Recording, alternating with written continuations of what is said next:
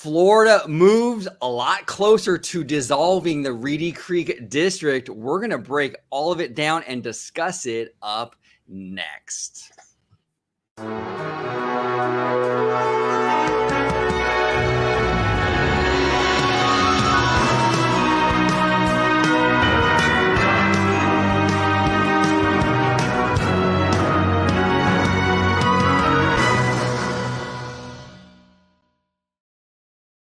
Hey everybody, welcome aboard to another episode of OG55. I brought my brothers, my companions, my compadres with me today to talk all about the Reedy Creek news that dropped. Was it yesterday? Yeah, yesterday. We're going to break it all down. Let's go through the panel and then we're going to dive right in. George, Mr. Family Man 23, how are you today, sir? I'm doing very well. I'm looking forward to this conversation. I know Mr. Vashkai and I had a lengthy discussion last night, so it's going to just keep on continuing because Lord knows where this is going to head. Right. And where can everybody at home know where they can find you, sir? Absolutely. You can find me on my YouTube channel at Disney Family Man 23. You could also find me on Twitter at Disney George. And of course, you can find me here on Orange Grove 55 with Citrus Corner. And down below, we got producer Dre, Vashkai, host of Freshly Squeezed here on the channel. Dre, how are you today, sir? I'm doing pretty good. A little bit early. Like you said, this thing develops fast. So fast you forget because the days and the hours go together. It seems like everything's dropping all at the same time. Oh, it's wild. But happy to be here, and I can't wait to get started. So if you want to find me, interact with me, it's going to be at Vashkai, just right down there, just like it's spelled. And if you want to see me, well, you know what it is. It's going to be on the channel you're watching right now, Orange Grove 55 at Freshly Squeezed, your source for juice and news and info, squeezed fresh, right from the Grove. Perfect. All right, let's dive right in. So the Florida Senate, right? Yes. Yep. They approved to dissolve the Reedy Creek district, this special kind of agreement that Disney has had in Florida for 50 plus years. The Senate voted to dissolve it. Now that's not the end of it. It has to move on to the House, which more than likely they will rubber stamp it. They will approve it. This will happen, guys. Okay. This will absolutely happen. Now, here's the thing. I want to start off with like the financial impact of what this could mean if, the Florida legislature completely dissolves the Reedy Creek district, right? Now, there's been a lot of speculation online, a lot of noise. And I want to touch upon that a little bit here, okay? Mm-hmm. There was an article released yesterday, and this is from WESH Channel 2, NBC. Reedy Creek repeal could mean a huge tax increase for Orange County.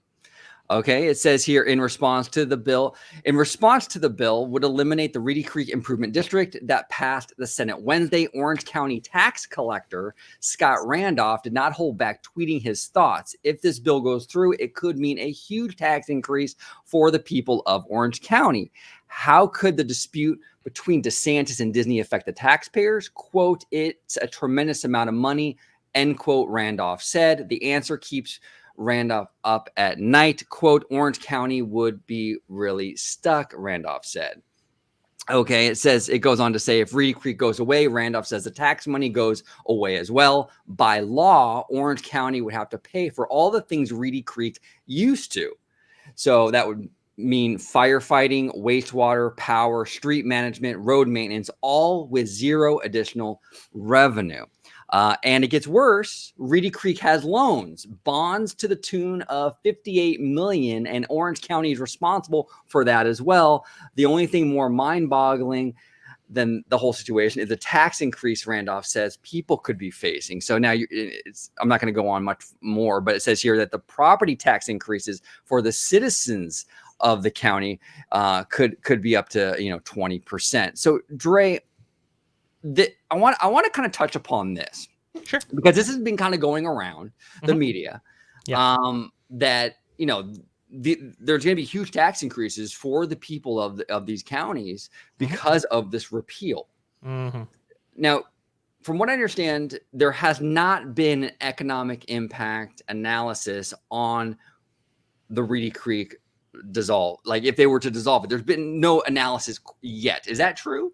Yes. Yeah. There's been no economic or environmental impact study commissioned by really either side. I don't think Disney knows. The legislature certainly doesn't know, and the governor's office doesn't know quite either. This is all being. I thought that at least an economic impact study would have been done before the dissolving of Reedy Creek, simply because this presents a lot of open questions about all of these different things. Because and some of this, I will say, seems to be coming out of Camp Disney, right? I think some of this is like, let's make it as unpalatable as a position as possible. But at the same time, I mean, there are legitimate concerns for the people of Orange and Osceola counties. There's no question about it. Because ideally, it's like, well, Disney would contribute their proportion in taxes to offset any increase in costs, right, and to provide for those services. But I mean, what do you do with those utilities that they provide? That provides them power. So does that get integrated with local infrastructure? I mean, that's kind of an open question right there. What happens, what happens with their waste management programs and stuff like that to actually maintain the district? Does the city get implemented there? We know that they already call upon services like law enforcement. They can have their own law enforcement program, but they don't. They already call in the sheriffs and everybody when something happens on property. Right. The Reedy Creek Fire Department is a very interesting one, because we had heard months prior to this, the Reedy Creek Fire Department unions actually come out and say, we're woefully understaffed, and anything we do, we have to call in the surrounding counties. So that's already a bit of concern. So people are thinking, well, our taxes are going to go up because they're going to utilize our services. Well, to be fair, they utilize their services now. so that whole thing. But there's some really open questions here, truly. And anybody who's telling you that they know exactly what's going to happen at the end of all this, they're lying to you, because nobody knows. I don't know. Anybody on this panel doesn't know. The legislature doesn't know. Nobody truly knows. It's all speculative. And here's the thing, though, and that therein lies the problem. I think nobody knows. There hasn't been an economic impact analysis. Yeah. Yet DeSantis and the Florida legislature decides to do a special session to ram this thing through right away, without even considering the impact. I think that's irresponsible. I think there should have been an economic impact analysis prior to this. Look, we all understand it's an election year. Right. Yep. So DeSantis and company, they couldn't have waited until the next session next year, because, well, that defeats the purpose, Right. I do think, though, that there should have been more care in something this big. You're dealing with the biggest employer in Florida. Huge impact, possible impact. Because I agree with you, Dre. We don't know what this means. Right. But the potential there on the taxpayers, on the county, on the on Disney, the biggest employer, on the state, on all this stuff, it's huge. The potential impact. I think it was worth kind of at least looking into before it was rushed and passed through. Yeah. George, I mean, where are you standing on this? I mean, do you think that this is sort of like kind of rushed? Is it not rushed? Do you think that this is the right move by DeSantis and the legislature? Where you kind of stand on this? I personally feel, and this is just me, I could be wrong, because as we all agreed, this could go either way, the good, the bad, the ugly, for either side of the spectrum. I personally feel that a lot of the major thought process wasn't really put into logic when decide to say, hey, let's just get rid of Reedy Creek and be done with it, because of the other part of the conversation is why this even got brought up in the first place. And that is because DeSantis wanted to have a bill. Disney challenged him on it. So it's basically I'll bite you, but I'll bite back more sort of thing. And it's that's where a lot of it really didn't come. So I think in the mind of DeSantis, it's like, okay, where can I hit Disney the hardest because of their challenge to me? And so, yes, in that aspect, I believe that it really wasn't completely thought of to say, okay, what are the repercussions of this? It's just, let me make my move and let me make it now. Yeah. As far as getting rid of Reedy Creek, I still believe in the long run. I like to stay optimistic. I like to stay hopeful that this could be the start of the possibility, no matter how much, because you have to think this is a 55-year inner workings within the Walt Disney Company that Disney relied on. And actually, the state of Florida relied on, the counties, Orange County, Osceola County. They relied on that because they didn't have to touch it. So now this isn't just going to affect Disney. This is going to affect the counties. This is going to affect the taxpayers. This is going to affect the state of Florida as a whole.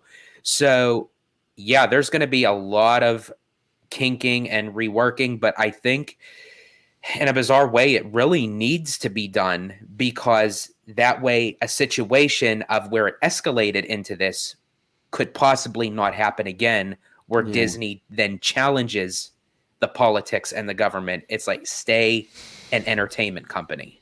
Keep it at that. Yeah. And it's concerning. I have a question, Dre, like in terms of like because there was like $2 billion debt, I guess. That's gonna be, well, we don't know for sure. And that's why the media is being really dishonest in this. Because like Dre said, that we don't know for sure. You know what I'm saying?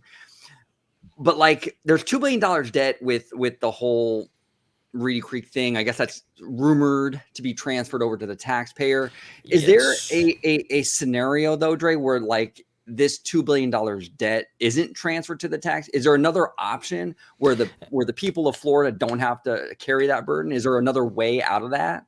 There is. Florida has a multiple ways of getting out of that, and that's kind of what brings us to what could happen and what's likely to happen. What's likely to happen, honestly, is any outstanding debt that the Reedy Creek Improvement District has accrued, rather than wiping that clean through a stroke of a pen. I don't think DeSantis or the legislature is interested in that.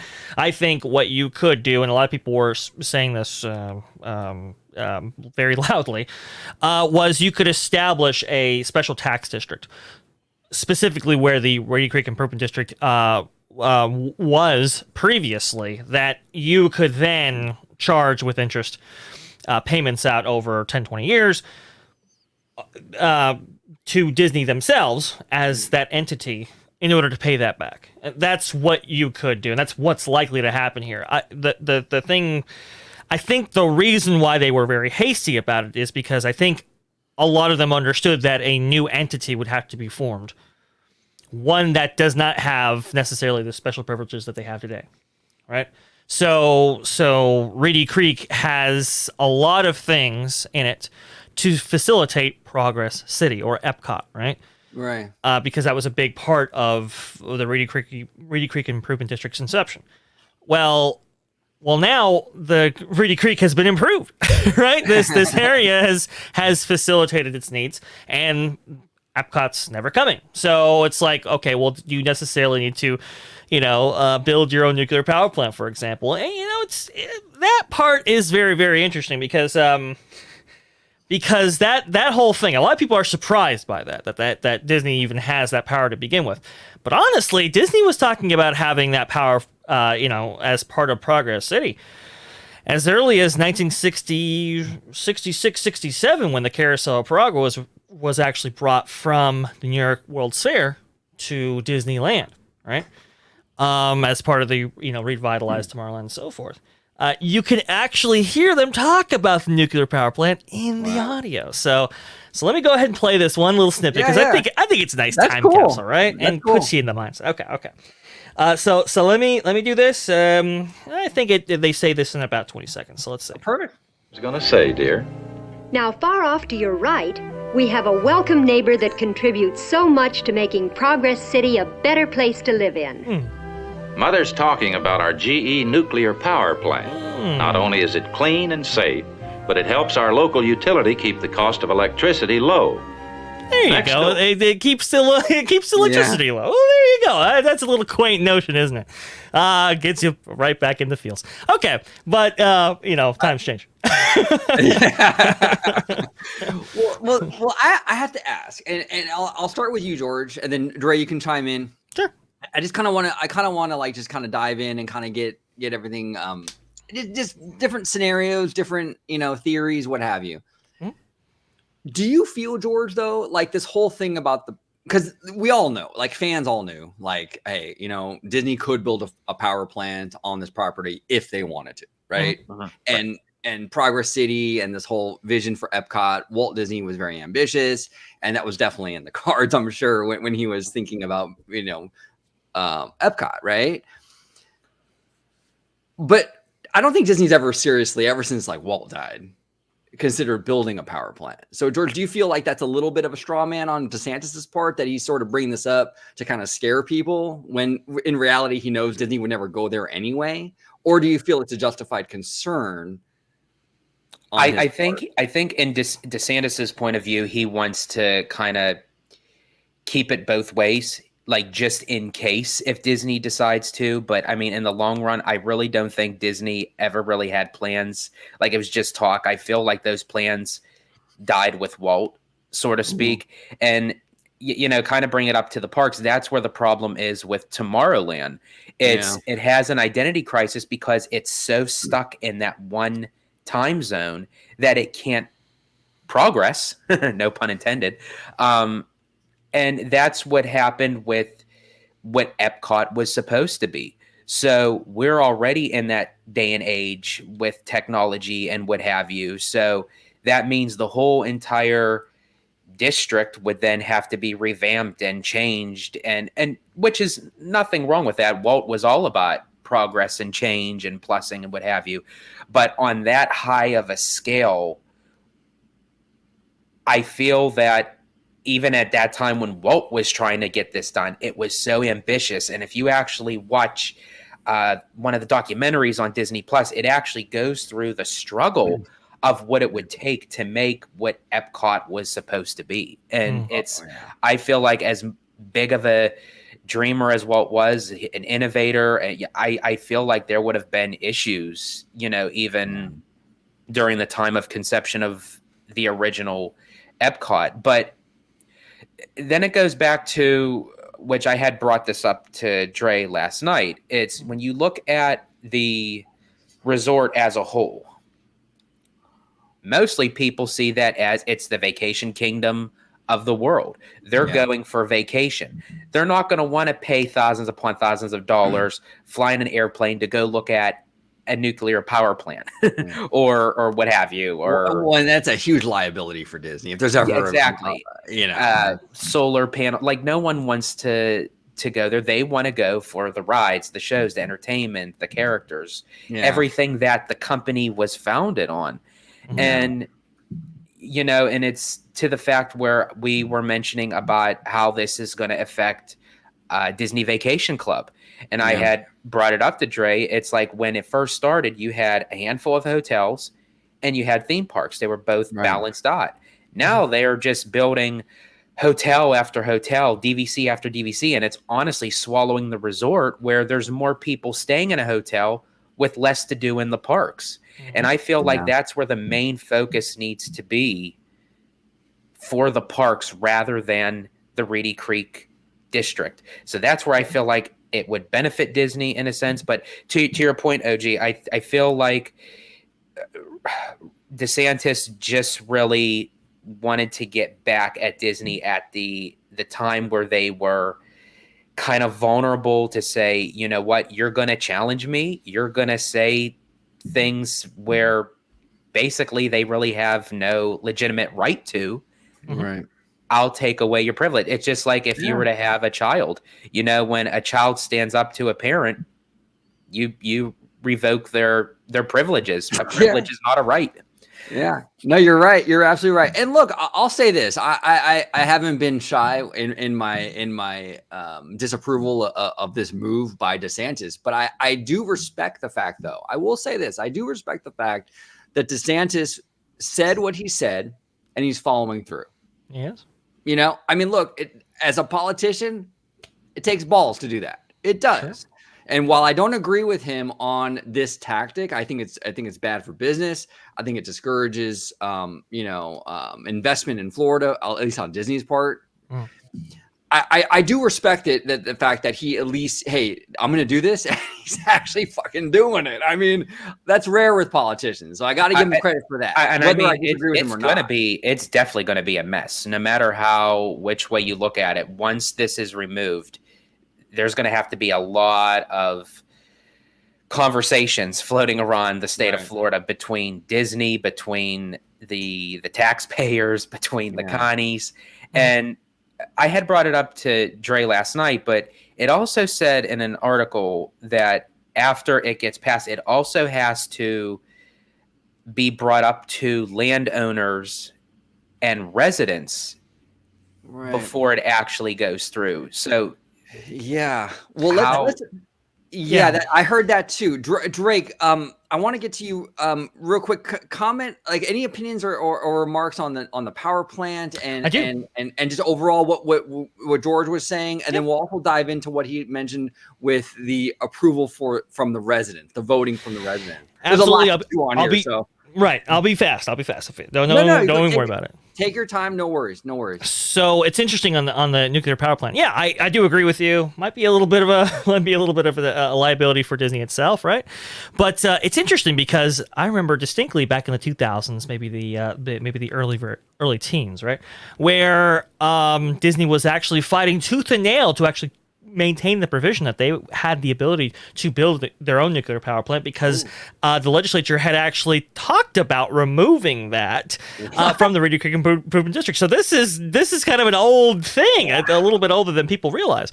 That's why I actually knew that they had the ability to build their own nuclear power plant, because of these talks back in the day. So it's interesting how they would fight tooth and nail for that, and but not actually have the intent to build anything. I think they wanted to maintain that option open as long as possible for hey, maybe nuclear power technology changes, right? In the next 10, 20 years. Now we can actually have the ability to do so. That kind of thing, I think, is what they were kind of thinking about. But look, listen, here's the thing about this.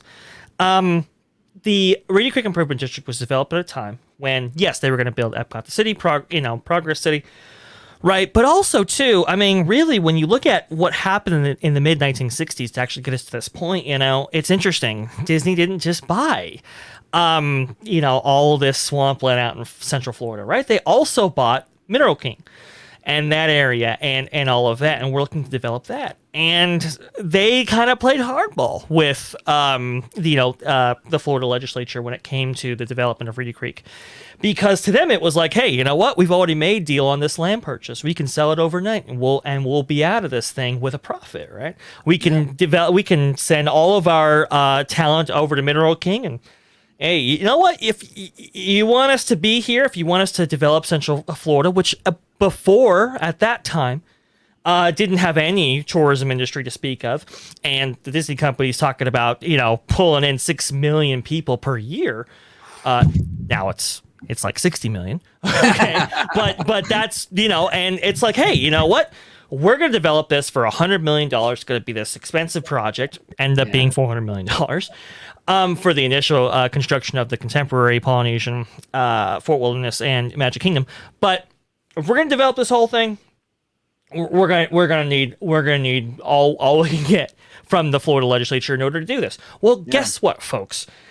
That was the umbilical cord that Disney needed to become the entity that it is, right? Well, now they're grown. They're self-sufficient, and the Florida, Central Florida tourism industry is self-sufficient. It is autonomous, and it's kind of this idea, like, hey, do you necessarily need these special privileges in order to be?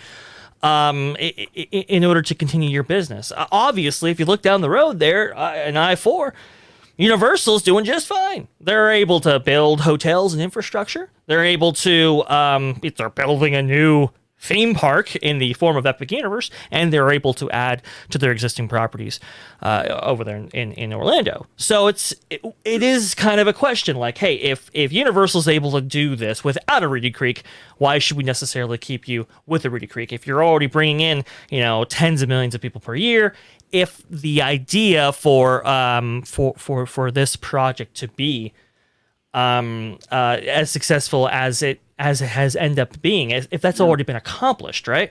Then why do we need to persist in this? Why do we necessarily, at the time, they kind of strong-armed the legislature in order to get a lot of the privileges that they had with the inception of Reedy Creek.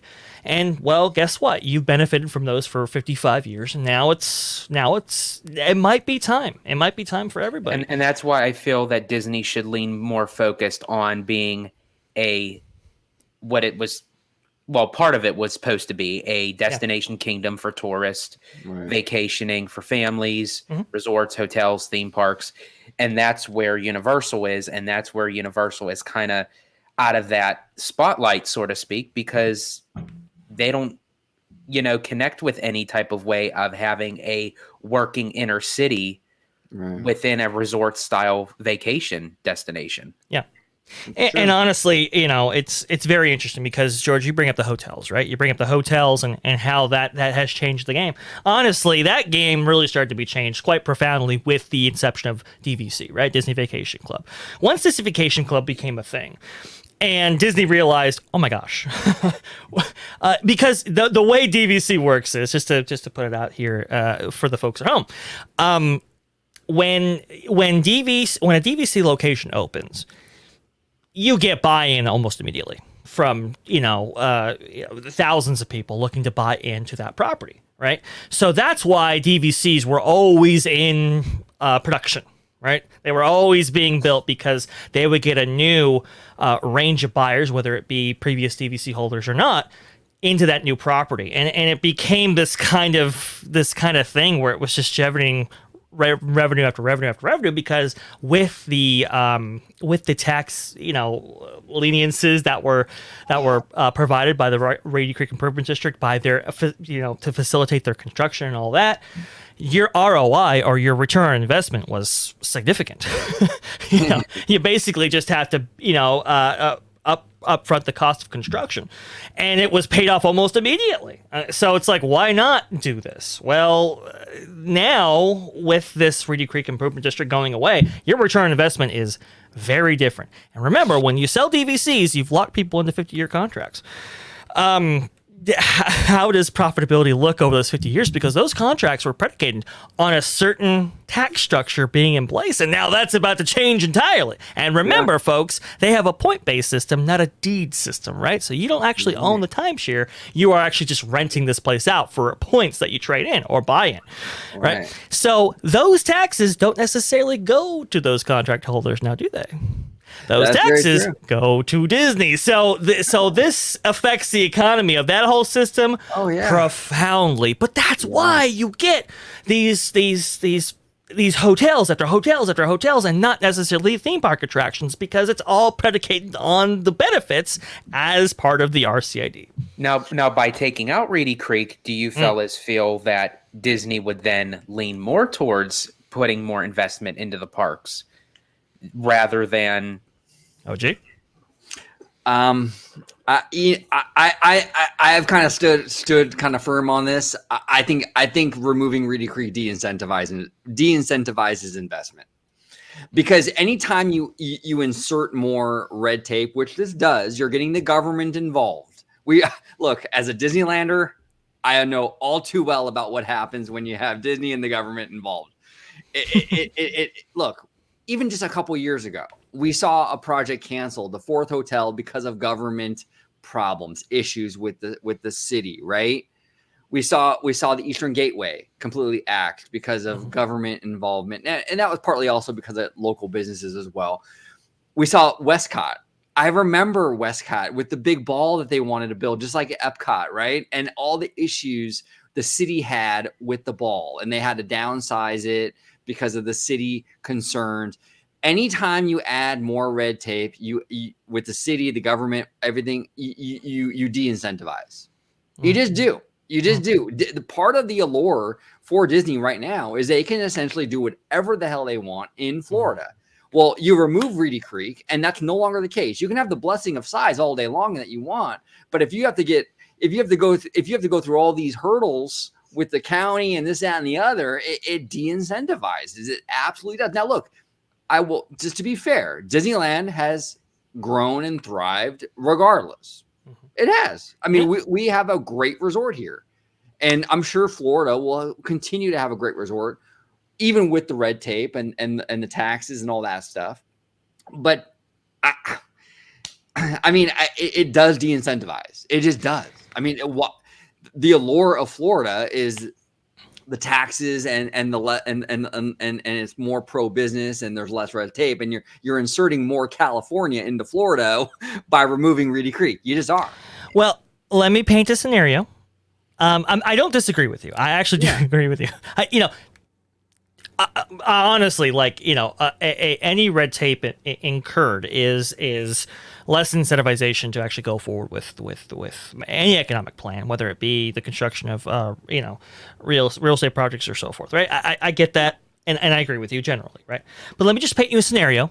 Sure. In how this might benefit Walt Disney World, or at least us as fans. Okay. All right. So the company gives out a certain amount of CapEx per resort on an annual basis, right? For improvements of all kinds, whether it be new attractions or whether it be refurbishments and all that kind of stuff. Okay.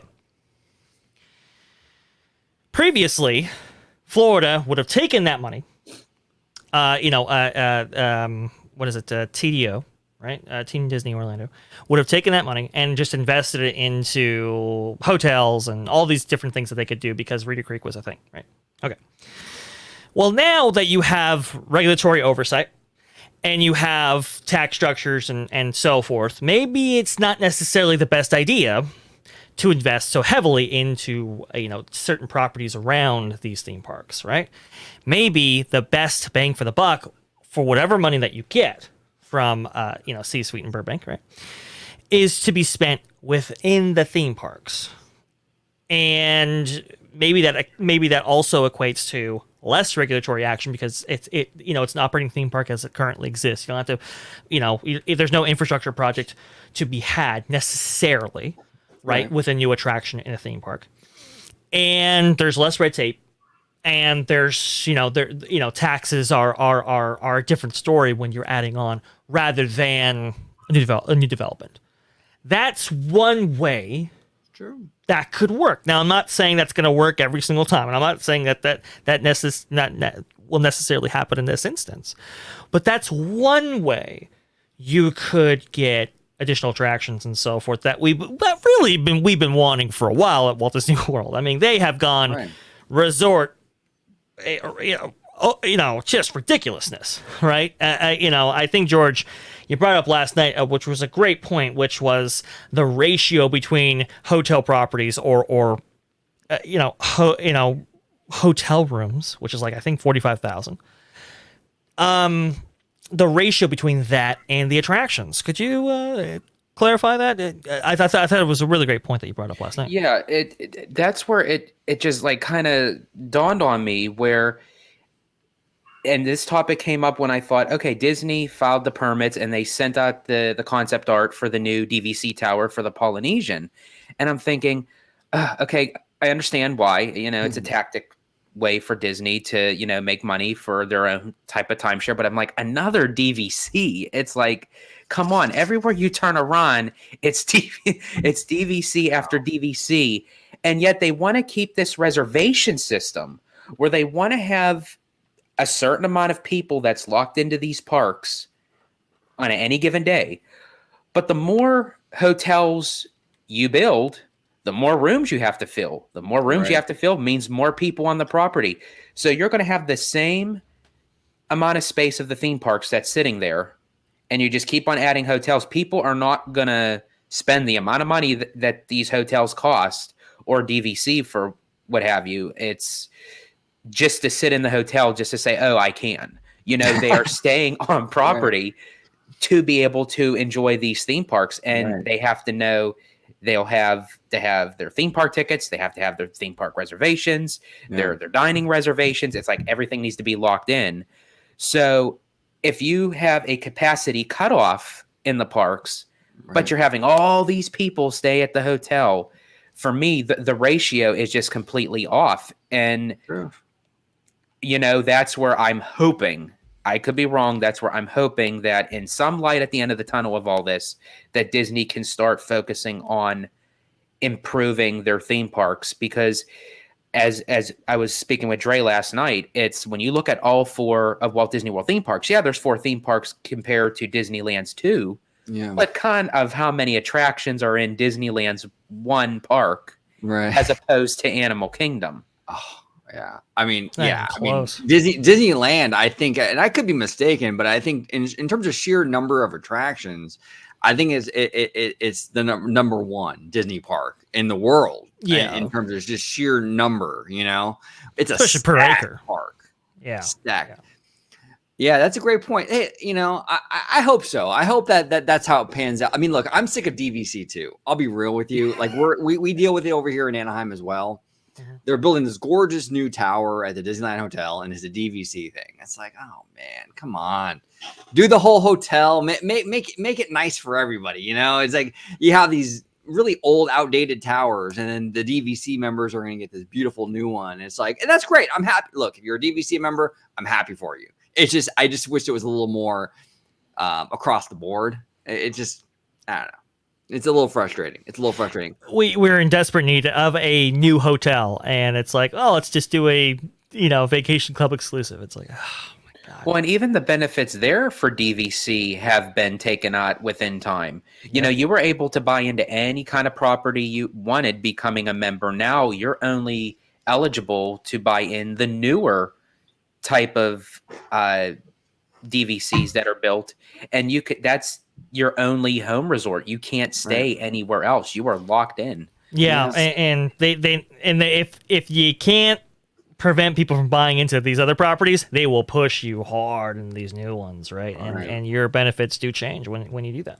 Yeah. Now I have a question for you fellas, because I like to have this kind of like challenging debate and like thinking about all kinds of different things. Okay, so here's the thing. I've heard a lot, and I think Dre, you made this point too, and I agree with you. I at the core, I agree with you. Yeah, that the Reedy Creek kind of like special deal or whatever, at Disney hasn't discouraged Universal that doesn't have that same deal from growing. And I mean, the growth at Universal has been explosive. We've seen Island of Adventure. We've seen Volcano Bay. We've seen now Epic Universe, right? So Universal's doing very well. Very, very well. I mean, they had become a really solid competitor to Disney in Florida, right? So my question to you guys is this, is that, okay, so Universal's thriving while Disney has these special privileges though. So it's kind of like, you're not, obviously Universal isn't hurting from Disney having these special privileges. They're obviously still thriving. So why get rid of it? I mean, it's not like Universal has been handicapped. It doesn't seem like. So what would exactly be like, because I hear a lot of talk about evening the playing field. Well, I mean, is it not even? Because I feel like Universal's doing just fine. See, but that's where I feel that that's Disney's fault for keeping it where it makes it look like there's not an even playing field. Because if you look at everything that's built in Universal, it took them half the time to build Velocicoaster as we are still waiting for Tron. I know. So people are like surmising that, okay, it's going to be an even playing field. I feel like that is on Disney's part of why they're taking so damn long with everything, because they are so focused on the mentality of making this and I hate to put it in this way, a corporate governmental living status where, again, I'm just going to keep on repeating myself. They need to go back to what everyone is expected of Walt Disney World. They do not look at Walt Disney World as, I mean, half the people, you probably go out and say, hey, How do you feel about Reedy Creek? They'd probably look at you like to say, "What the hell are you talking about?" Well, and look, I got to give a shout out to Alia. I've been talking to Alia, friend of the channel, collaborator on the channel, who we will have a video with later on today. But she mentioned the Reedy Creek thing is not trending on Google Trends. The general public doesn't care about Reedy Creek. They don't even understand it. I'm a Disney fan. I'm neck deep in this stuff, and I don't really fully understand it. I'm admitting, I really don't. Look at even the stocks. I mean, the stocks didn't even. Wall Street didn't even blink an eye at it. Right. And look, and part of that is Disney's doing, because Disney did not want people to necessarily know about the full implications of Reedy Creek, right? So they have paid over I think it's close to $50 million over the last 55 years to politicians in Florida in order to keep it on the down low, guys, because I think they understood that as time passed and as Disney became the force to be reckoned with that it is in Central Florida, that perception of the Reedy Creek Improvement District and the necessity of it and so forth gets reevaluated through the decades, right? And as sentiment changes surrounding the company and surrounding corporations and so forth, maybe it's not as attractive as a thing as it was back in 1967. You have to understand, Florida was desperate for a tourism industry. They were desperate for some type of investment because swampland was... It wasn't the hottest commodity, especially back in the 1960s, right? So the ability for a company to come in here and actually transform the entire area, it was amazing. It was incredible. And yes, it has developed, it blossomed into this industry that, now Orlando, I think it just overtook New York in terms of the number one vacation destination in all of the country, right? I mean, it is that big a force. At the same time, though, I mean, look, you bring up Universal Orlando, right? And yes, they're not hurting, no question. And the idea about them, them being hurt by Walt Disney World with their advantages, I mean, I suppose theoretically that's possible, but it's kind of funny because Disney almost replaced the bureaucracy they would have faced when it comes to not having the Reedy Creek Improvement District, theoretically. They've replaced it with their own. It's really they've created their own bureaucratic system, and it's like that overhead that they were afforded with the Reedy Creek Improvement District. They decided to fill with their own red tape, so to speak. Universal doesn't have that luxury. They had to streamline their creative output. They had to streamline Universal Creative as a whole and how their products move along and so forth, because they don't have the benefits of Reedy Creek, whereas Disney does, and yet this is why Tron takes as long as it does to be developed out in Florida versus a Velocicoaster or a Hagrid's or whatever Universal's doing across the road there, because you have so many people at every single stage in the creative output when it comes to WDI and so forth that have been placed in there by themselves, right? And that's what Chapek was looking to streamline. We'll see if that actually happens with Lake Nona thing and how that is all involved. But when it comes to Reedy Creek, it's interesting. We were going to bring up, we're going to talk about the Reedy Creek residents and how they might have something to say about it. Yeah. It's quite interesting because if you look at the Reedy Creek language, it specifically states that nobody that, owns land on Reedy Creek property less than an acre has any voting rights whatsoever. And that was put in there for a reason, because Disney wanted to have sole ownership of Reedy Creek, and they, whether it be Golden Oak or anybody else, they didn't let anybody get more than an acre in order to facilitate that line in that legislation. So we talk about the residential rights of a special district. What residents? There are none. Technically, does that fall under Celebration as well? Celebration was sold off. That land was sold off to a completely different entity. So it is wholly autonomous from the Reedy Creek Improvement District, from what I understand. That whole land, that whole area, that was sold off. So there are technically no residents on Reedy Creek land. With any voting power, I should say. Right? I think there's a board that is constructed to manage the Reedy Creek Improvement District, and they're all Disney executives. But as far as residents and voting power, I don't think there are none. Now, that doesn't mean you all have to get rid of that law. It's interesting because there are a couple of laws that the legislature might look about getting rid of. For example, I guess there was like a tax apportionment clause that was passed, I think in like 2018 or something like that, or 2017, where if you want Disney to pay their fair share in taxes, that proportionment clause prevents that from happening.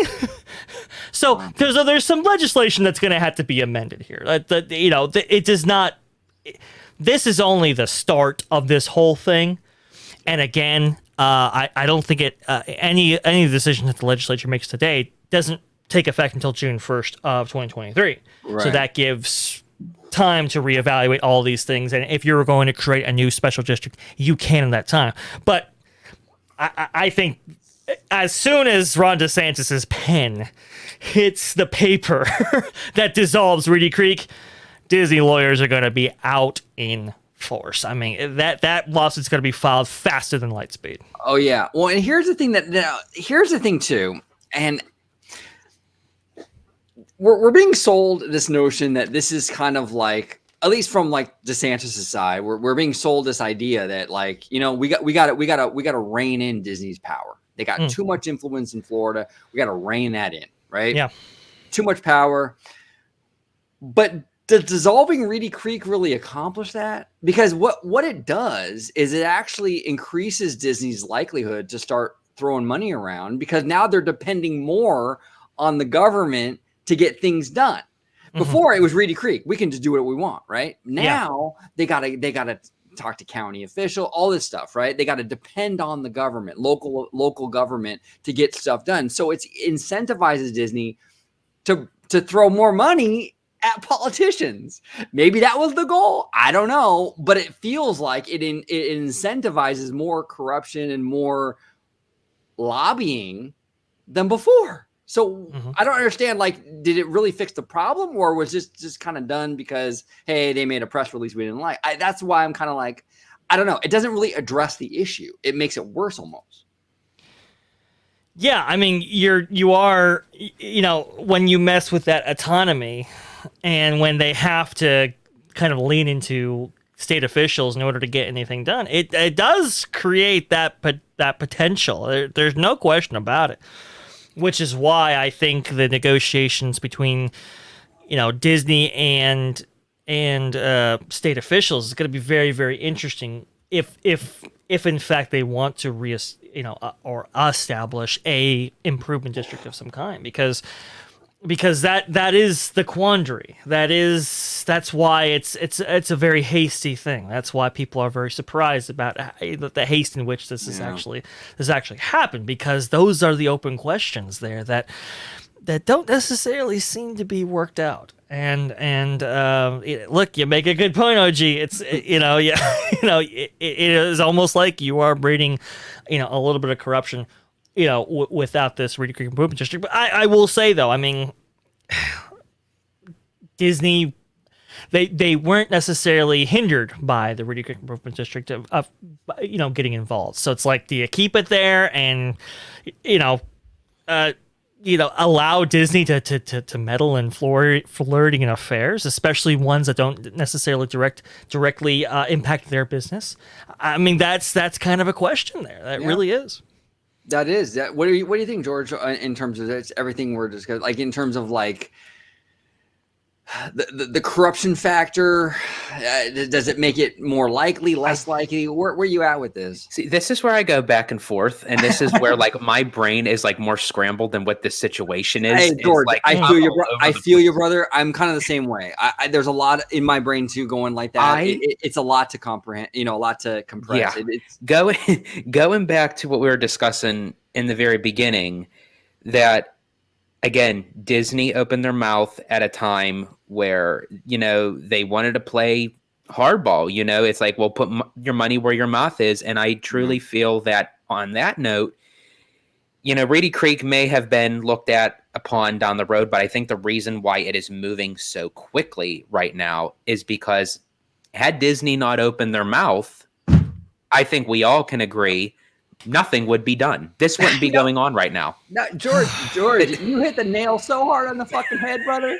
Like, that's exactly. And the funniest thing about this whole thing is all we hear about from fans, from the trades, is how terrible Bob Chapek's instincts are. He doesn't get it, you guys. He doesn't get it like Bob Iger does. Yeah. Well, his instincts were to stay the hell out of it. And that honestly, he was so backed into a flipping corner on both sides. Like, how can you really, because you have one side. Oh, and as a disclaimer, folks who are listening and watching, I'm not choosing either side right now. I'm only speaking to what the facts are. Yeah. So when you have one side that is pushing you to go on their side, right, and then you beckon to the call, and then it's like, whoa, you're like now stepping on territory you really shouldn't be doing. Yeah. And yet it's so funny, not a peep out of anybody with this going on right now. Not one peep to stand up to say, Disney had good intentions of this. Disney had nothing. And George, that's what I've been saying on Twitter. It's just this whole thing was needless. This whole thing it didn't need to happen. And it's a friend of the channel, a fellow poster on Twitter. You said it perfectly, right? You can shout him out if you want. You can shout him out. No worries. I think it was Code 101, right? He's great on Twitter. Yes, he is. Fascinating insight, but put it like this: like it's this kind of very insulated, almost California mentality. That this kind of group think or echo chamber that they've constructed for themselves, where they're just out of lockstep with, kind of this middle America, this kind of Floridian mindset that's developing right now. I mean, previously, Disney used to have a lock on this stuff. They used to be very in touch with their audience. And the fact that that's why I brought up the polls, guys. I mean, because public sentiment mattered in this instance a lot, because it was going to determine whether or not people were going to support you or not. And to have them be so out of touch, to have them be just against the grain on this to this extent, to put the RCID in jeopardy, this institution that's been around for 55 years. I mean, it's so frustrating. It's so unbelievably frustrating because it didn't happen. It's honest. Oh, I'm sorry. It's honestly in the same token where if, just to say hypothetically, if Disney did fully agree to DeSantis's point, and it's like, we're standing behind you. We don't care. Guns blazing. We're right behind you. DeSantis would probably turn around and say, I'll build the fucking plant for you myself with my own savings account. It's like, so it's, to me, it's, again, and I said this term last night to you, Dre. It's, you mess with the bull, you get the horns. That's it exactly.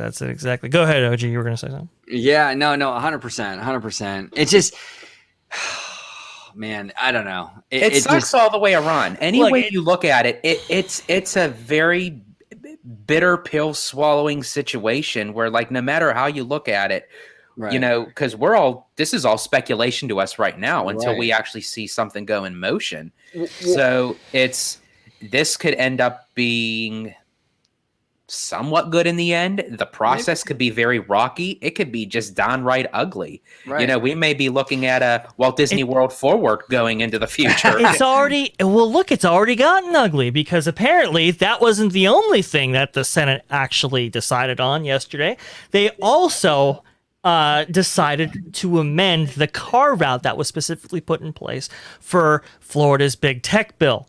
So you'll remember how, Florida and DeSantis, one of his big talking points and one of his big moves was to pass a big tech bill for Florida, and that was to essentially give this kind of Bill of Rights for Floridians, right? When it came to their social media presence, well, that was going to implicate Disney because they had Disney Plus. So the Florida legislature, like last minute, decided to put a specific carve out for Disney in order to exclude them from the implications of the bill. And what they did was, and DeSantis himself has described this as embarrassing, but what they did was anybody owning a theme park was going to be excluded from this bill. Just it's Disney, right? This is what we're doing. Well, yesterday, they decided to amend that carve-out and remove that carve-out from that piece of legislation that's being litigated right now. I think it was 24 to 15 was the vote. So it's already getting ugly. It's already getting, Well, and then DeSantis says it's embarrassing that they included the theme park language to exclude Disney, but yet this Reedy Creek stuff is just as embarrassing because it's everything pre-1968. Pre-1968. Right, which excludes the village. Yeah, but focuses on Disney. So it's all the same bullshit, just in a different direction, right? In my opinion. But that's here's true. the thing. But here's the thing. It's the same shit, different toilet. Right. Exactly. Exactly. And here's the thing too. Dre brought up a fantastic point when he said that Disney doesn't really. They have like this kind of LA, Los Angeles, Hollywood mindset across the board in terms of the country, right? They don't have that middle America mindset, which is very, very true. They don't look, when it comes to the country like America, Disney is very like one track minded, which is surprising to me because when they market out of country, they're very cognizant of that stuff. Here's the thing. A lot of people like to pretend that Disney's this big progressive company and they care so much. And look, I love Disney, but that's not true. I mean, they're a corporation. They're in it for the stockholders. They're in it for the money. When you see how they market films in China or other countries, vastly different than how they market them here. All the progressive ideals go out the window when it's marketing a film in China. Believe me. So they don't hold these ideals as like, treasures, and they cherish them and they stick by them. No. They go out the window the minute they want to make money in China. So, and it's surprising me they don't have that same kind of approach though here in America with marketing to middle America compared to California and New York. It's fascinating. They don't understand that. Look, and this speaks to why we're even in this position to begin with, right? There is a very vocal contingent within the company right now looking to make some big changes, looking to influence the content that Disney produces and the messaging that comes from the company. And honestly, that's who Chapek was looking to placate when he made his statements during the shareholders meeting, when the company made its subsequent statements. And that's really what's gotten them in this position. Right. Because it's like, man, you really overcorrected quite a bit to the extent that it actually damaged the brand. Right. I mean, that's why I brought up that poll the other day, when it came to, sexual ideas, right? And you can look on that and stuff like that. And people were critical of that. And I get that. I understand that. Yeah. But that sentiment, that philosophy, that the root of that question is out there, folks. Right. I mean, and it really has tarnished the brand. And it really has kind of broken that Disney's influence on the state of Florida itself. I mean, it really has. And crazy. There were going to be consequences. And that's why, I mean, look, I was standing at this spot right here where I'm standing right now, listening to the shareholders meeting. And when I heard Bob Chapek make that statement, I was just like, this is not going to go over well. I honestly was crestfallen because I knew that there was going to be fallout from this. Yeah. And just as, OG says, that sentiment of how they market films in these other countries, people brought that up, right? If you look at, hey, maybe some movie posters for Black Panther America versus Black Panther China, or Force Awakens America, Force Awakens China, you can see this. Yeah. And exactly. and to have done this and just how carelessly it was all done. I mean, I was really crestfallen about it because it was not just the ramifications that could have come from this. I could have never imagined that the RCAD was going to be impacted, but it was just how out of step, how out of touch Disney was. It was very uncharacteristic. No, it was. And that's one of the biggest one of the biggest problems, I think, with the Chapek administration. I don't know what else to call it. Yeah. Wow. But, Iger, love him, hate him, whatever, agree, disagree with him, whatever. Yeah. He was very tight with the messaging. Mm-hmm. They ran a very tight ship. It was very clear, concise, He was great with the PR, and He was. the guy was going to run for president, so he understood politics, so to Right. speak. You know, Yeah. Both in the business world and politics in terms of just general politics. But Chapek clearly doesn't. Chapek is clearly outclassed in regards to this whole thing. He doesn't understand like the public perception of things, how to handle optics and all that. And that's a big part of this job. It's a huge part of this job. You can have all the textbook smarts, all the book smart intelligence, all the wherewithal and the knowledge of the business end of it. But if you're falling flat and shitting the bed basically every other week in terms of the PR stuff, Yeah. you're dead in the water, man. You're dead in the water. He's got to step up his PR game. And maybe with this new PR manager or global PR person, Christina Shockey, maybe she'll be great.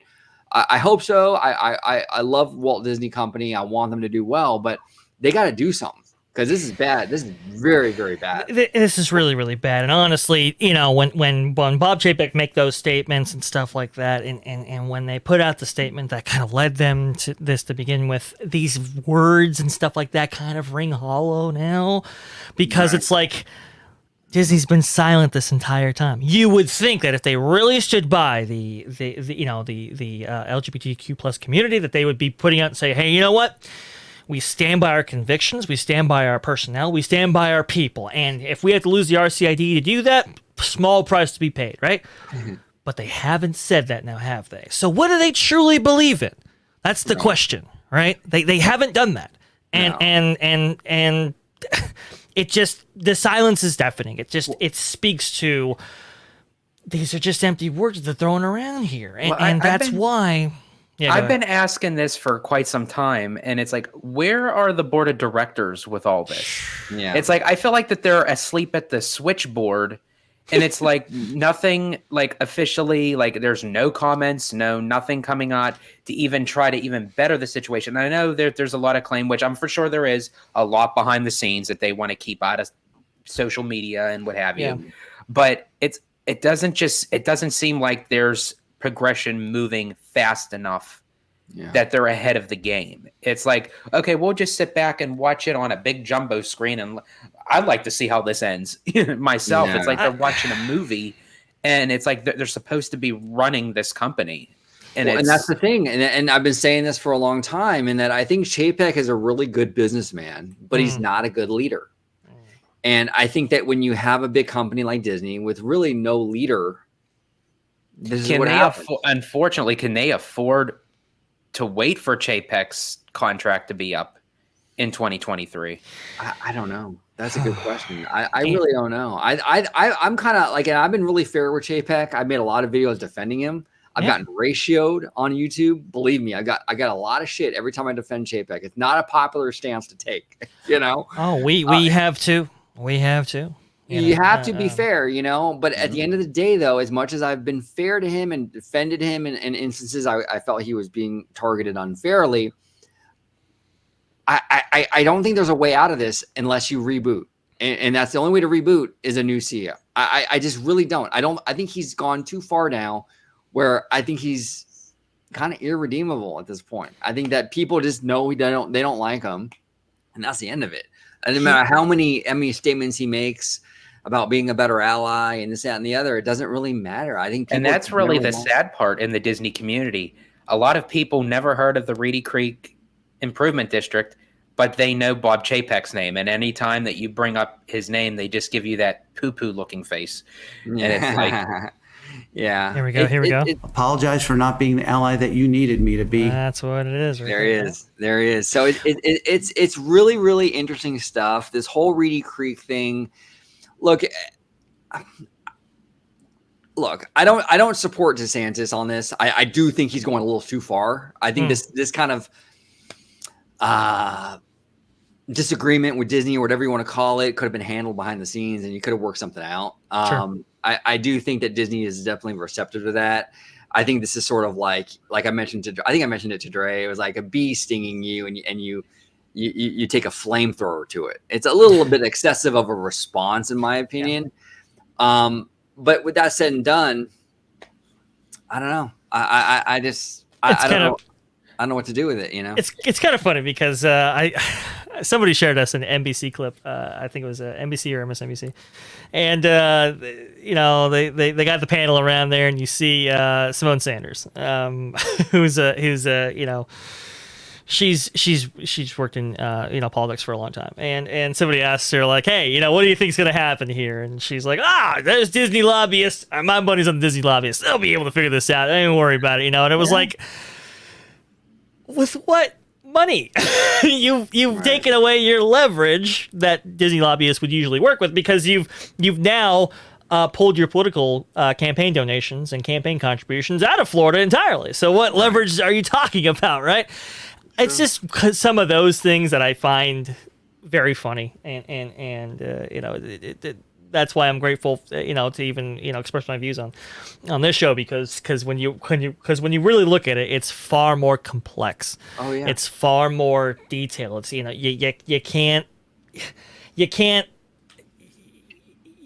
almost can't shrink it down to a 5-minute soundbite, right?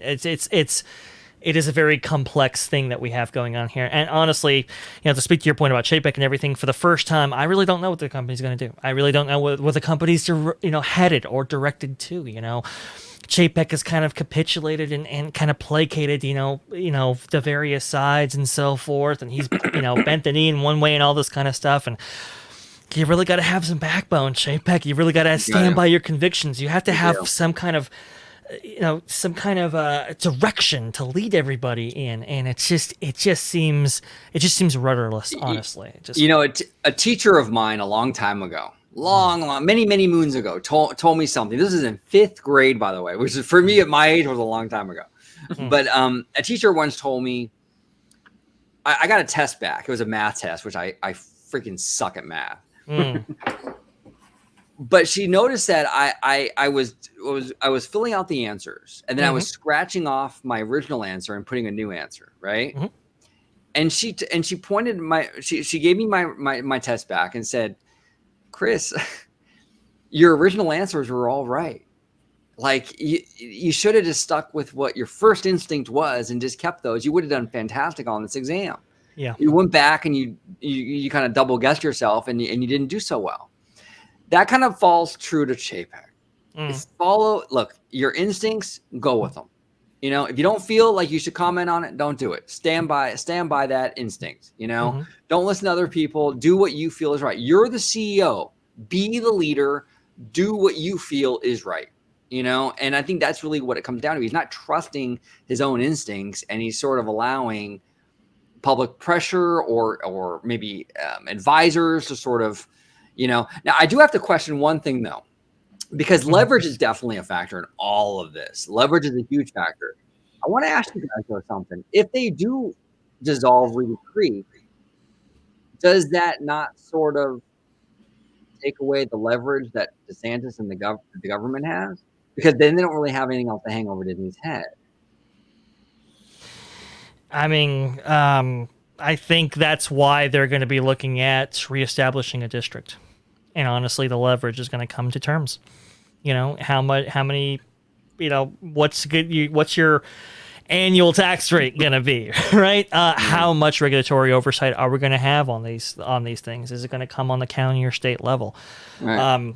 It's going to be all of those things. Do you keep your utilities? Can we find a way to maintain your utilities and take that off your monthly expenses when it comes to taxes and so forth? That right there, that's going to be the leverage, and I think that's why they're such in a rush to destroy it, because it's like we can build it on terms that are much more mutually beneficial.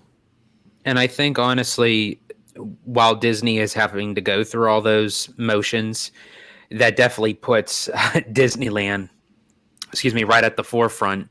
Yeah. Because for the longest time, I mean, Walt Disney World was completely overcasting Disneyland with, new ideas, new attractions, what have you. And I think this kind of put a wrench in the tank, so to speak, and it just kind of reworked everything out, where now I think a lot of Disney is going to be focused on Disneyland as far as new attractions, new entertainment, just to keep that afloat, while they're working this stuff out in Florida, because this is not going to be an overnight, one done deal.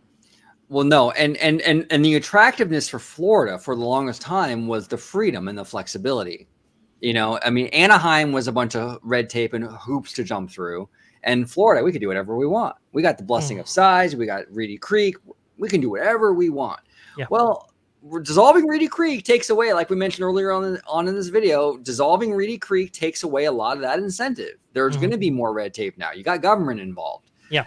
There's going to be less incentive financially. There's going to be taxes, things like that are going to, you're chipping away at that incentive, you know? And I do agree with you, George. I think that right now it's kind of like the stars are kind of aligning perfectly for Disneyland, because while the relationship with Disney and Florida is souring, the relationship with Disney and Anaheim is actually getting better, you know, and it's improving. So if you're Disney and you're looking at this and going, okay, well, I'm going to have red tape either way, but at least I'm dealing with a friendly mayor, a friendly city council, as opposed to DeSantis and their legislature, which are openly hostile to us. Who do you want to do business with? I mean, really, you know, I mean, who do you want to do business with? Well, I don't know. And just on the return on investment front, right? Because right now, Disney projects, when it comes to WDI and building of anything, really, they work on like a 5-year return investment. If it doesn't make its money back in 5 years or less, it doesn't get built. And that paradigm changes considerably when you talk about removing the Reedy Creek Improvement District and some of those special privileges that are afforded to them, right? Yeah. So that definitely does, you know, land you into the open arms of Anaheim for sure, and it kind of rebalances that equation. Absolutely. It's bringing balance to the force. we are literally living in the multiverse right now. Yeah, it's crazy, and this is why. And just to kind of close it out, but like, this is why when I hear, like, I brought up a tweet, right? And George, I think you guys have all seen this. I brought up this notion of like, is it possible Disney collapses or it gets spun off and sold off in pieces under Bob Chapek? And I got so many fans, so much heat for that. Oh, how could you even say that, Orange Grove? You're nuts, man. I mean, look how much money they make, and they're this and they're that. Look, if I told you the same people, if I told them a year ago that Florida was going to vote to dissolve Reedy Creek, these same people would have told me the same thing. You're fucking nuts. And look, here we are.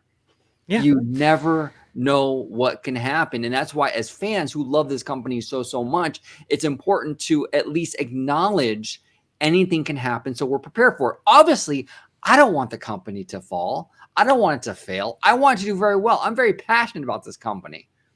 But we have to also, as just intelligent adults, understand that there's a possibility there. You know, there's a lot of things going on in the world right now with inflation and gas prices and all kinds of stuff. Huge. You just have coming to out of coming out of the pandy. I mean, it's still going on, but I mean, like, as far as, you know, with the shutdown and the closures and the layoffs, and it's like now they got another big hurdle to get through. And I do feel that all parties included, I feel that this could have been handled much differently, much better. Even if it had a similar outcome, I think it should have been discussed as businessmen. It should have been discussed as proper human beings. I think it was more of a, I'll punch you back. Okay, I'll do this, I'll do that. Right.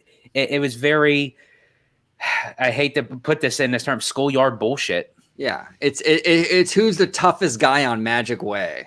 It's like that kind of bullshit. Like, it's like, oh, come on, guys. Let's come together. Let's talk. Like, there is a vested interest in both Florida's economy, the government, and Disney World. I mean, it's a symbiotic thing. You got to come together. You know, I mean, it doesn't do anybody any good if you're fighting each other. It just doesn't. You know, it's true. But the paradigm has shifted. I mean, you know, the state of Florida is not as beholden to Disney for its tourism industry as it once was. And Disney, I mean, and you know, Florida kind of understands that hey, you can't just up and move, right? You're gonna have to you're gonna have to stay in Florida, you know, in some capacity. It's almost like the notion that people had when the pandy first hit. Nothing could touch Disney. Yeah. It's fine. It's the same thing with the relationship with Disney and Florida. Everyone thought it was this, they spawned together and they created a golden love child. Like it was like nothing can touch it. It was like, well, apparently that's not the case. Right. And you know, there are people that are as delusional, but about different things, right? You have people from New York and people from Colorado saying, "Hey, just come on down here, you know, come, you know, bring Walt Disney World here in New York." And it's like, that was ridiculous. I saw that.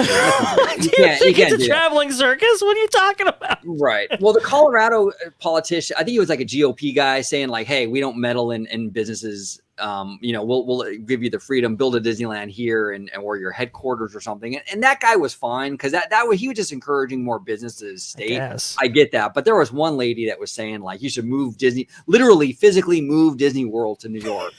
That was like crazy world. I mean, you mean the same place that ran Amazon out on a rail? I'd probably ask them. It's like, you have visited the resort, correct? You do know that everything is like built into the ground, like over 40 square miles. Right. Now, I do want to ask one thing before we go. Sure. Because this is like a great conversation. And I just wanted to bring up one thing because it is tied to what we're talking about, which is competition. Cool. Yeah. Competition. That's a big factor here. We've talked about it today about evening the playing field between Universal and Disney. My argument, and I know this is probably not a popular one, but I want you guys, I want to hear what you guys think. I don't think competition really weighs too heavily on Disney. I just don't. I think it's more of a fan thing, and I'll tell you why. We've seen evidence of it. California has next to zero competition in the theme park industry. Universal's a half-day park. Let's be honest. Hollywood is not a big thing for Disney. Knott's is a regional thing. It's not huge competition for Disney. Disney does not have really any competition, very, very little in California. And yet Disney continued to invest. In fact, the biggest investment that we saw from Disney in California was in 2012 when they spent $1 billion to redo DCA. And they didn't redo DCA because it was Universal that was pushing them into it. They redid DCA because DCA wasn't doing well. It was competition with itself that motivated Disney, right? And a lot of stuff you see at Disneyland is on par or even better quality-wise than you see in Florida. A lot of Floridians, that's where we get the Be Fair to Florida stuff, right? Yeah. So my question is how important is competition? Does it really matter? Because we've seen here the evidence of it where it really, Disneyland is thriving without an island of adventure down the street. So does Universal need, my point is that is this equation with Universal in Florida necessary? Like, are they that important to Disney, or does it not really matter as much as fans make it out to be? That's my question. What do you think, Dre? Well, yeah. Okay. So this is kind of an easy one. I think when back in the 80s in the Southern California market, especially, competition was really much more at the forefront, right? But you get to be the size and scale that competition really doesn't, at least from Disney's perspective, isn't really at the forefront of everybody's mind. Right. I think the way it does get to the forefront of their mind is if real competition does take hold, like in the form of the Wizarding World East, right? When that actually came up out of the ground, that changed the center of gravity. Right? That's why I kind of use that term, because then people were, hey, let me stay 1 week in Walt Disney World and 2 weeks in Universal, or let me take some of my Walt Disney World days out of my vacation to spend at Universal. Maybe go to Universal first, spend those dollars there. That's kind of how the competition actually gets involved, right? When there is substantive competition that necessitates their attention, that's when competition's on the mind. But until that actually happens, I think it's really, honestly, the reason why we get investment out in Disneyland and Walt Disney World, for that matter, is because, like I said, these parks are given a certain amount of capex per year, and they had to have new attractions to bring people back, or to kind of fill up those hotel rooms in Walt Disney World, or to bring people back in Disneyland, right? And have new attractions that people can return to, and that's how you keep people flooding into the parks year after year. So it's more about, I think, that than it is competition, until something competition worthy actually comes out of the ground for many of these other companies. What do you think, Mr. Family Man? Competition factor, is it as big of a deal as fans make it out to be, or is it kind of a nothing burger? I think, honestly, the way people use social media, they tend to blow things out of proportion way than really what it is. And I do echo what Dre was saying. I think the terminology for competition is not exactly what people think Disney and Universal's relationship is. I think it's more of that subtlety of, what has altered a family's plans in their vacation. Before, when Disney was the top dog, down in Florida, before Wizarding World, it was just, if you go to Disney, you go to Disney. If you go to Universal, you go to Universal. Now you see people walking through a Disney hotel carrying Wizarding World bags from Universal. So it's like now it's like everything is intertwining. And I think, as a business standpoint, that is where they have to configure to say, okay, how can we kind of bring more people back to say, hey, spend an extra day with us? And that's where I kind of go back to where Disney needs to focus on the parks, because now with Epic Universe being built in Orlando, it's like, okay, Epic Universe, Walt Disney World, new DVC at, Epic Universe at Universal, DVC at Walt Disney World. Which one are you going to go to? And Disney really needs to pick and choose their battles of what they want to go up against, because this is just speculation on just my behalf. I feel that when Epic Universe opens, it's going to be massive. Super Nintendo World, the classic Universal monsters, How to Train Your Dragon. If they add in another Harry Potter segment to that, it's just going to be phenomenal, because it's a brand new actual theme park that we haven't seen since Animal Kingdom. Take out Volcano Bay, but it's more like since Animal Kingdom, between Disney and Universal. Wasn't Islands of Adventure like in 2000? 1999. No. I take that back. Animal Kingdom, then Islands of Adventure. Yeah, there you go. Okay. Yeah, sorry. So, that's a long stretch of time. So, and then with everything that Disney's going through right now, it's like everything is stacking towards Universal right now, and Disney is going to have to find a way. It's going to be challenging. It's going to be hard, but they're going to have to find a way, because once those numbers start dipping, in the parks, and we've seen it rise up in the quarterly earnings, but and honestly, like Michael Eisner used to be far more competitive, right? He used to see what other people were doing, right? Like Church Street Station, for example, right? It's like, well, we can't have that. We've got to have Pleasure Island. Or, hey, you know what? Universal's talking about building a park out here in Florida. Well, we gotta have a Studios park, and he would be much more proactive than reactive, right? But as the company has moved along, it's become much more reactive in that way, right? Where it's like, hey, you know what? Let's not invest necessarily until we see how things do with our competition, and then if required, then we'll react, then we'll be more competitive. And we saw that with the like I said, the opening of Wizarding World East. We saw Pandora at Animal Kingdom. We saw even to a certain extent Cars Land out in California. We also saw Star Wars Galaxy's Edge, right? And that came from the competition that we saw in Florida. But honestly, it's like I think they're taking the same look that they did with Islands of Adventure back in 1999. It was just hey, you know what? Let's see what happens with this new park, and then we'll react accordingly. Yeah. Well, and part of me too kind of wonders, like, the motivation though, like in terms of the reaction of Wizarding World, right? If it was actually, oh, we're scared of this new thing that Universal has, or was it more, well, we have our own IP like Star Wars that we can utilize and make the money that Universal's making. Like, it's more of like kind of like the similar approach to like the studios and Netflix, right? Mm-hmm. Where it was like, it wasn't like Netflix was really hurting the film industry, because it wasn't, the film industry was doing just fine with Endgame and huge hits, right? Pre-Pandy. Yeah. It wasn't that Netflix was threatening their turf necessarily. It was more like, well, we can get in on this though. We can do our own streamer and make the money Netflix is making. And I wonder if that's more Disney's mentality of like, well, they're not really necessarily hurting us, but we can get in on this gravy train. We got the IP in-house that we can build and make the money they're making down the road.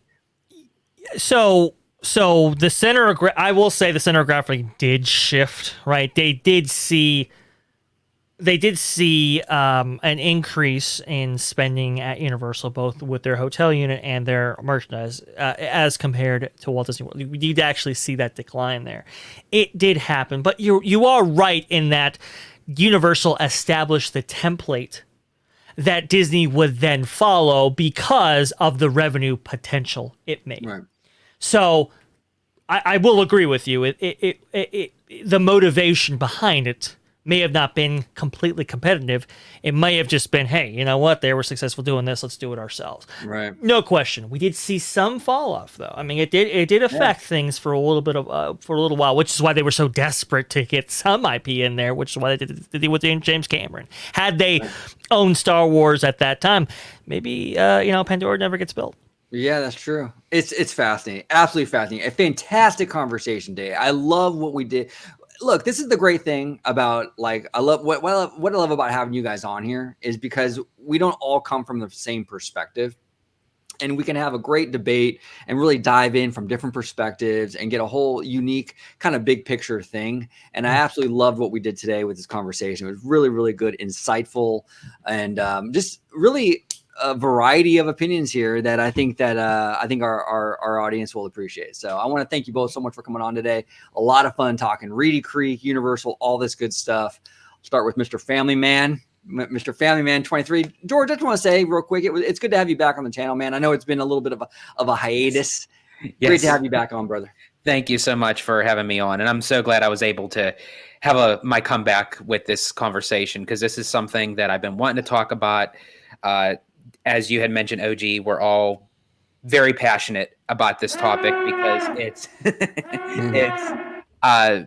it's a conversation that we all just want Disney to succeed and come out on top. Right. And I still have the hope that they will. They've been through a lot of obstacles, a lot of challenges, and they always seem to find their way out of stuff. So I feel like they really need to not just rely on their laurels, but kind of like look deep within the center core of the company and kind of cut through some certain aspects of it and kind of rework and rebrand itself. And I feel that that's a key ingredient as how they can come on top.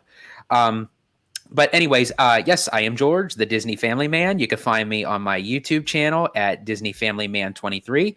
You could also find me on Twitter at Disney George. And of course, you can find me here on Orange Grove 55 with Citrus Corner. And if you actually want to see me in person, I'll be right down the street at my local Chili's pretending it's a Carl's Jr. Yes.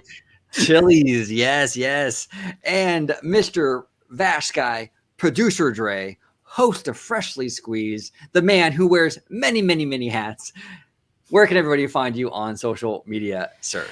Well, the best place to find me, to interact with me, of course, is going to be at Vashguy on Twitter. It's right down there. Lots of robust discussion has been taking place currently, that's for sure, with all this, with all these changes. It's been pretty eventful. I will say, you see, robust right there, folks, right there, robust. I will say, hey, look, you know what? Just to put a finer point on this and to give maybe a little teaser for next time. The Florida House is in session right now. They are voting on this right now. So as soon as that vote's in, as soon as DeSantis signs it, I'm sure we're going to be doing another video on this and going over it once more, because this is a fascinating thing. I'm sure lawsuits are going to be dropping. This is a story to watch, folks. Trust me. And if you want to watch it, you can watch it right here at Orange Grove 55. And if you want to watch me on that Orange Grove 55, well, you can, for your source of juice news information, squeezed fresh right from the Grove. Freshly Squeezed is where it is at. Perfect. Now, Drea, real quick before we close it out, I know we got our boy Showcase kind of watching the whole thing with the Reedy Creek. Yes. Is there a possibility, because I know we're going to be filming a video later on with our friend Alia, is there a chance that will happen before we film with her? Yes. yes, there is. Yes, there is. And if there is, then we can mention it, and maybe at the tail end of the show. Yeah, absolutely. Cool. Yeah, because that correlates with another topic, which is maybe Disney stock price, maybe Netflix's problems, and how that relates to Disney. That's going to be a very interesting discussion as well. Yes, it's fascinating. There's so much stuff to dive into. There's so much stuff. But I want to thank you, brothers, for coming on so much today. This was a fantastic conversation with a bunch of varying viewpoints on this topic. I want to thank you all for watching. I know everybody at home has opinions on this stuff. This is a very we're kind of meshing Disney and politics together. What could go wrong, right, guys? Come on, what could go wrong? Yeah, exactly. Oh God, man. We're gonna get what canceled. Could go wrong? So comment down below. Keep it civil. We love when you guys watch, share, like, subscribe. We do appreciate all the support. It does not go unnoticed. Shout out to Matthew Murr, also, by the way, who is a huge supporter of the channel. And we do appreciate you, Matthew. Thank you for everything you do, sir. But as always, everyone, I hope you have a wonderful, wonderful day and have a great day.